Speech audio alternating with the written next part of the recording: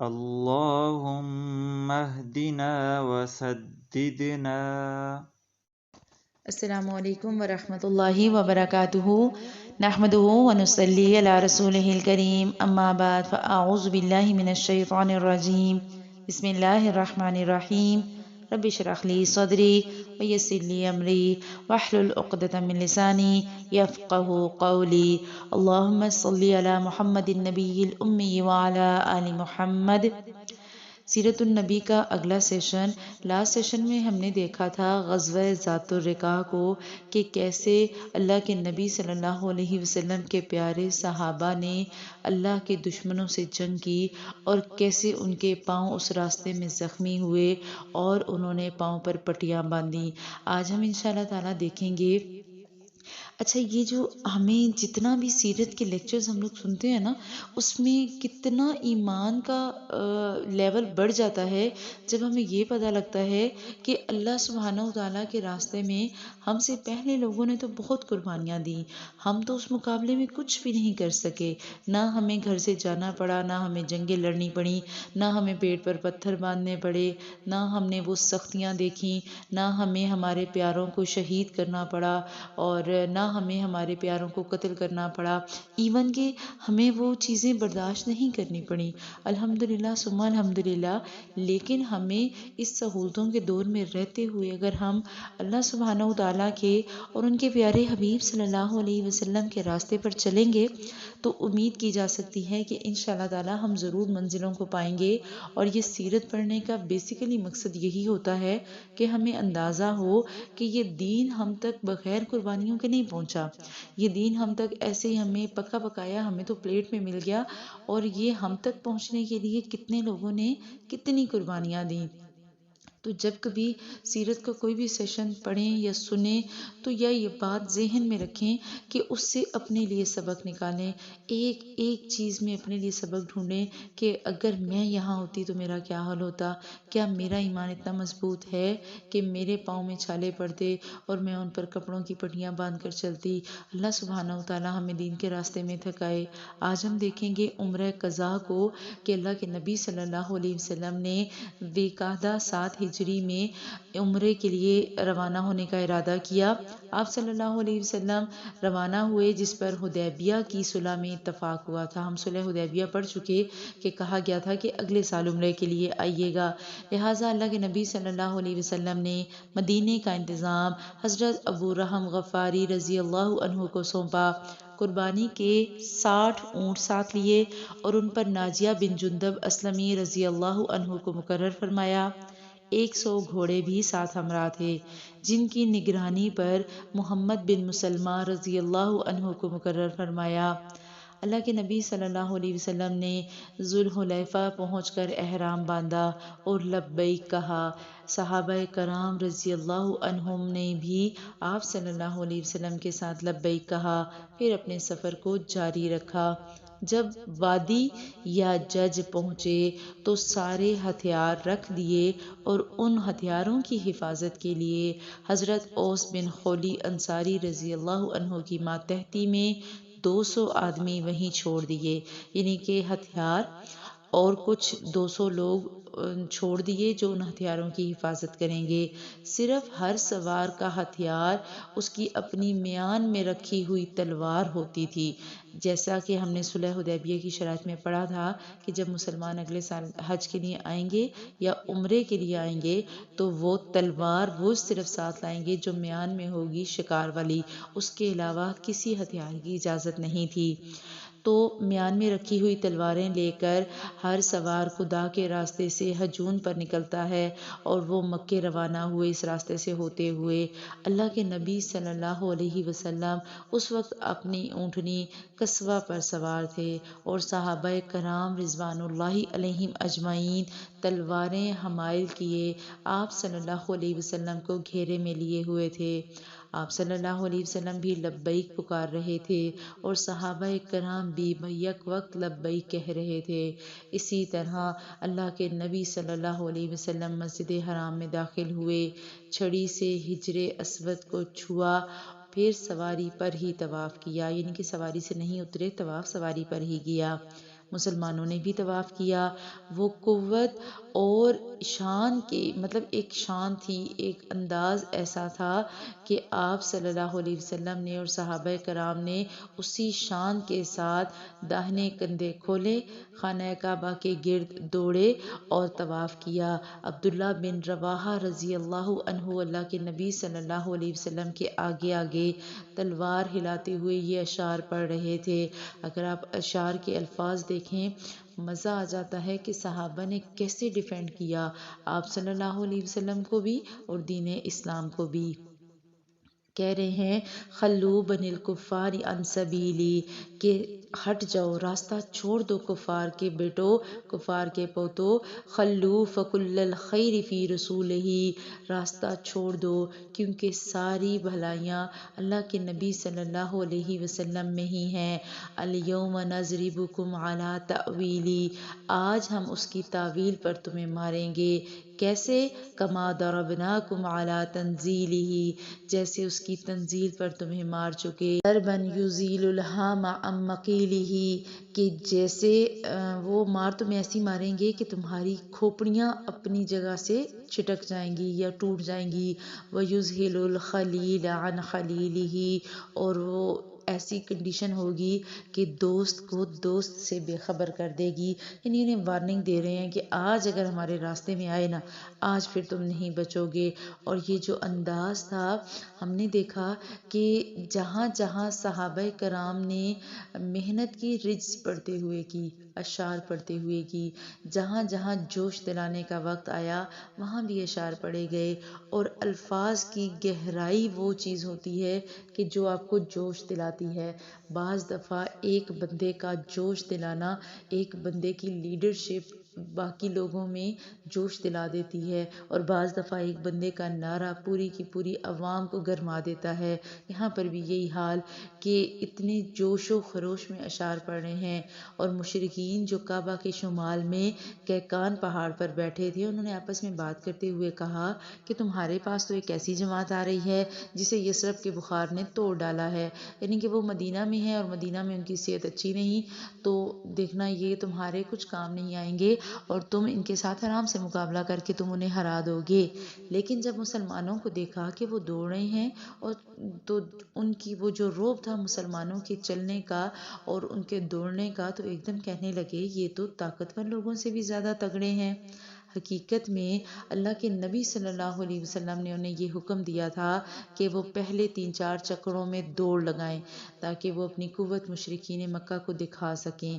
البتہ جب رکن یمانی اور حجر اسود کے درمیان کا وہ جو پورشن ہے، اس میں دوڑنے سے آپ صلی اللہ علیہ وسلم نے انہیں منع کیا۔ اور اس کی وجہ کیا تھی؟ اس کی وجہ یہ تھی کہ یہ جو رکن یمانی اور حجر اسود کا پورشن ہے وہ جنوب کے حصے میں واقع ہے، اور وہاں مشرکین انہیں نہیں دیکھ سکتے تھے، تو اللہ کے نبی صلی اللہ علیہ وسلم نے فرمایا کہ جہاں وہ نہیں دیکھ سکتے وہاں آرام سے چلو، لیکن جہاں سے وہ دیکھ رہے ہیں وہاں سپیڈ اپ ہو جاؤ تاکہ انہیں پتہ چلے کہ تم میں کتنی طاقت ہے، کتنی قوت ہے۔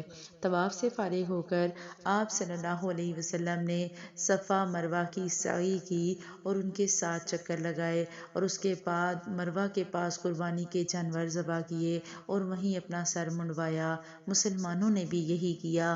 اس کے بعد کچھ لوگوں کو یاجج بھیج دیا۔ یاجج وہ جگہ جہاں لوگ 200 وہ ہتھیاروں کے ساتھ چھوڑ آئے تھے، وہاں بھیجا کہ وہ ہتھیاروں کی حفاظت کریں، اور جو لوگ حفاظت پر مامور تھے انہیں کہا کہ وہ آ کر اب اپنا عمرہ ادا کریں۔ یعنی جو پلاننگ تھی وہ یہ تھی کہ آدھے لوگ پہلے عمرہ کر لیں گے، اور جو وہاں 200 لوگ بچے انہیں اب واپس بلایا گیا، اور ان کی جگہ جو عمرہ کر چکے تھے انہیں ہتھیاروں کی حفاظت کے لیے مامور کیا گیا۔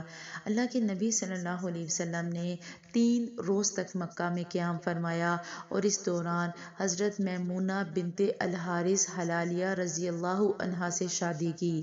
وہ سید الشہداء حضرت حمزہ بن عبد المطلب رضی اللہ عنہ کی بیوی اور ابن عباس کی خالہ تھیں۔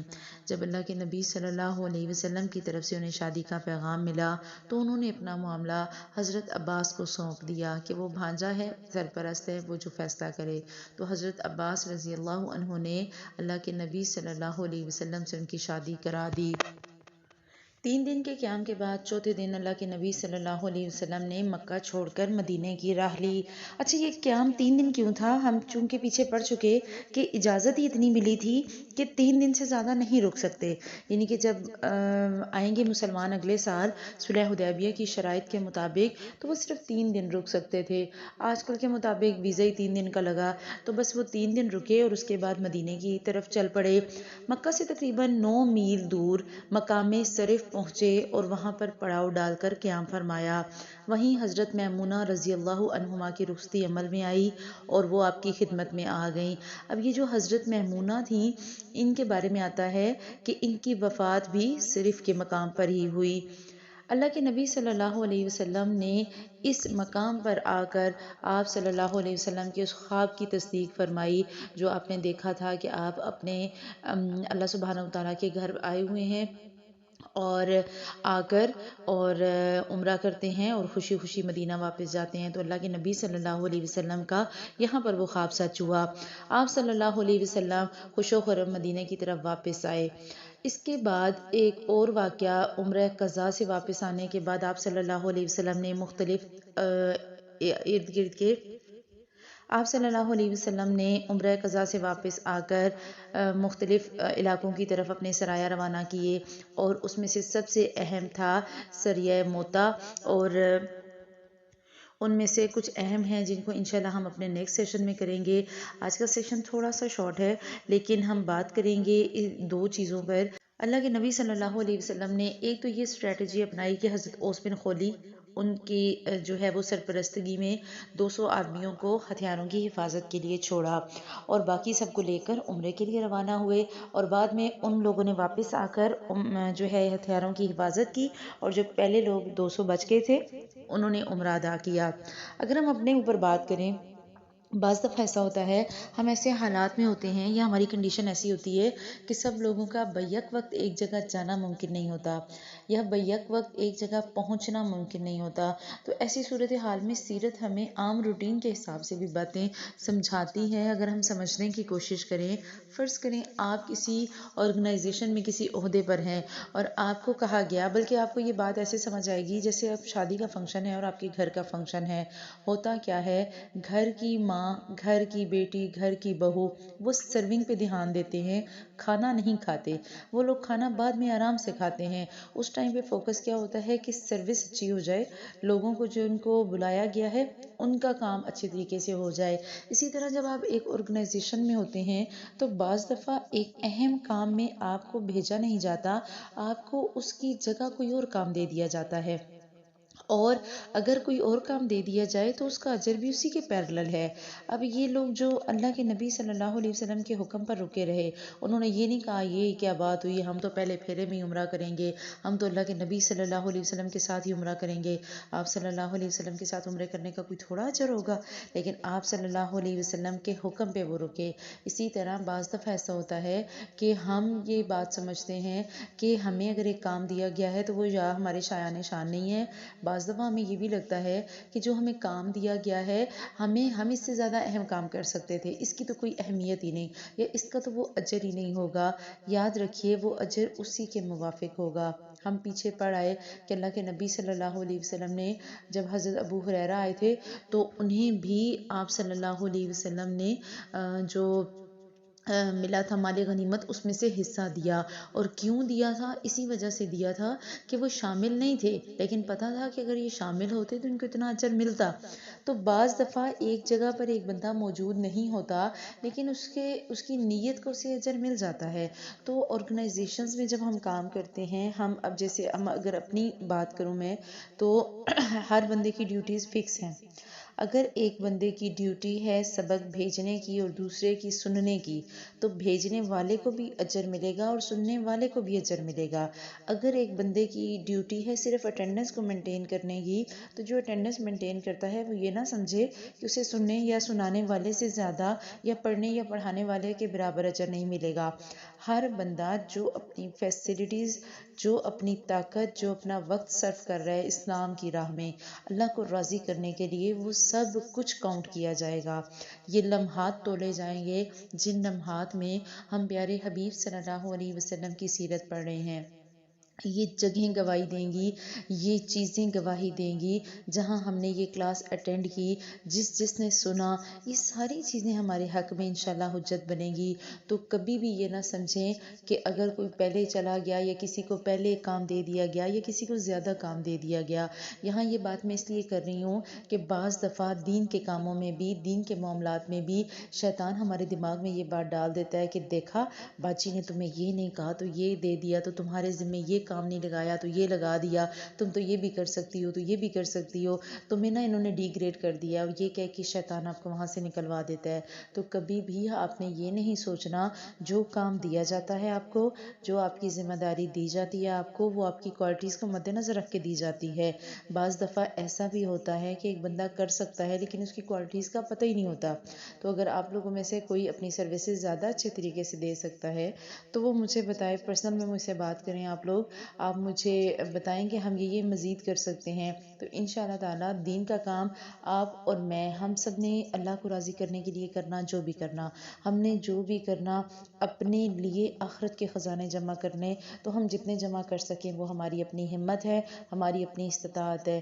تو دعا اللہ سبحانہ و تعالیٰ سے یہ ہے کہ ہمیں یہ مصلحتیں سمجھنے والا بنائے، ہمیں بہترین طریقے سے مصلحت کے ساتھ اپنی بات آگے پہنچانے والا بنائے، اور بغیر لوگوں کی دل آزاری کیے اللہ سبحانہ و تعالیٰ ہمیں اس دین کے کام کو اور دین کے جھنڈے کو بلند کرنے والا بنائے۔ ہمارا حال بھی یہ ہو کہ ہم دین کے جھنڈے کو بلند کرنے کے لیے نکلیں اور راستے میں ہمارے پاؤں بھی تھکیں تو اف تک نہ نکلے، صرف اللہ کا نام نکلے، اللہ کے پیارے حبیب صلی اللہ علیہ وسلم کا نام نکلے، کہیں راستے میں ہمیں شیطان نہ بہکائے۔ اسی لیے تو دعا کرتے ہیں اللہم ثبتنا عند الموت بلا الہ الا اللہ، اے اللہ ہمیں موت پہ اپنے کلمہ لا الہ الا اللہ پر ثابت قدم رکھیے گا، اور یا مصرف القلوب صرف قلبی علی طاعتک، یا مقلب القلوب ثبت قلبی علی دینک، ہمیں اے اللہ تو اپنے دین پہ ثابت قدم رکھنا، ہمارے قدموں کو اپنے راستے میں جما دے، اور ہمارے قدموں کی دھول کو بھی تو جو ہے وہ تولنا، اور اسے بھی تو اجر میں داخل کرنا۔ اللہ سبحانہ و تعالیٰ آپ کو اور مجھے ہمارے والدین کے لیے بہترین صدقہ جاریہ بنائے، ہماری اولادوں کو ہمارے لیے بہترین صدقہ جاریہ بنائے، ہمیں اتنی ہمت اور استطاعت اور طاقت عطا کرے کہ قیامت کے دن جب ہم پیارے نبی صلی اللہ علیہ وسلم کے سامنے کھڑے ہوں تو ہم یہ کہہ سکیں کہ ہم نے اپنی طرف سے پوری کوشش کی تھی وہ حق ادا کرنے کی جو آپ صلی اللہ علیہ وسلم کا امتی ہونے کے ناطے ہم پر فرض ہوئی۔ جزاکم اللہ خیرا، سبحانک اللہم و بحمدک، نشہد ان لا الہ الا انت، نستغفرک و نتوب الیک۔ السلام علیکم ورحمۃ اللہ وبرکاتہ۔ حب القرآن